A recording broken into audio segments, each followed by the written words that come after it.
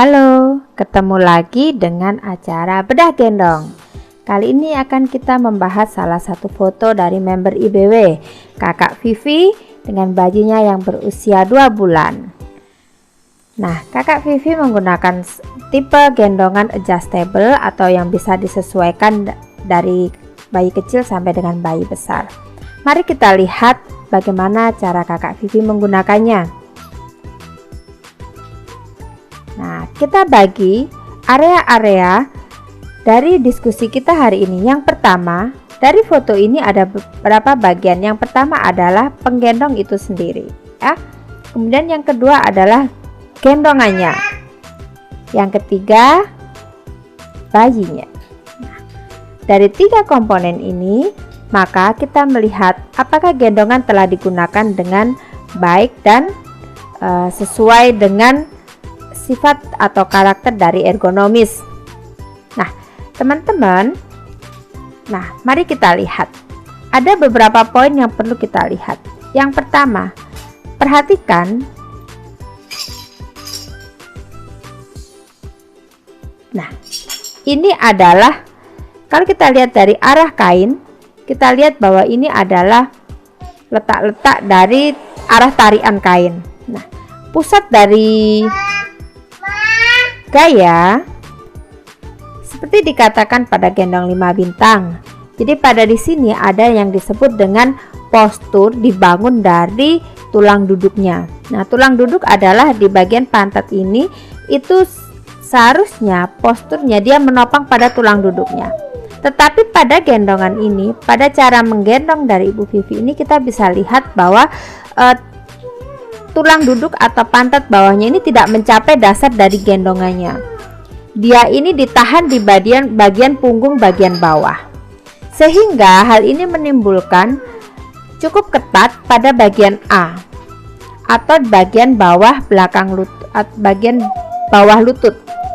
Ya. Nah, di sini ada di bagian A ini. Pada kedua sisi ini akan terasa tarikan yang lebih ketat. Ini berarti anak tergantung pada bawah lututnya, bukan anak tidak duduk pada pantat bawahnya. Nah, ini yang perlu dicermati atau diperhatikan. Kenapa? Karena kita perlu memperhatikan ini. Ada garis coklat dan garis biru ini. Ada selisih di sini dan ini tidak ditekan, tidak ada tekanan pantat pada bagian bawah body panel ini. Itu menunjukkan bahwa anak tidak duduk pada sitting bone-nya atau tulang duduknya. Nah, itu yang perlu rekan-rekan perhatikan. Kemudian ada lagi satu bagian, kita lihat bahwa ada konsentrasi kain pada bagian leher. Kita lihat ya, kita lihat dulu gambarnya. Nah, ini ini di bagian leher ini kita lihat adanya, ini bagian C, ini bagian leher ya.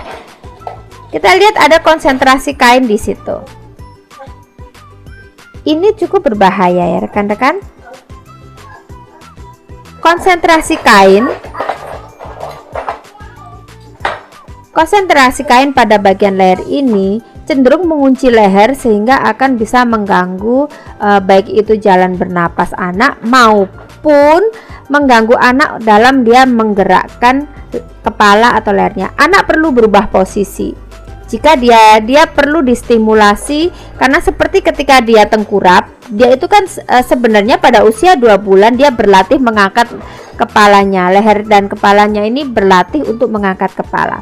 Jadi kalau kita kunci di bagian leher ini, stimulasinya jadi tidak maksimal. Nah, itu poin-poin yang perlu kita perhatikan. Poin A yaitu jangan sampai ada tekanan lutut berlebih, tekanan kain berlebih pada bagian bawah paha, itu sakit bagi anak.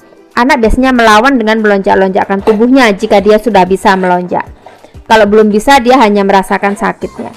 Karena dia belum punya kontrol pada melonjakkan tubuh pada tubuhnya pada usia 2 bulan.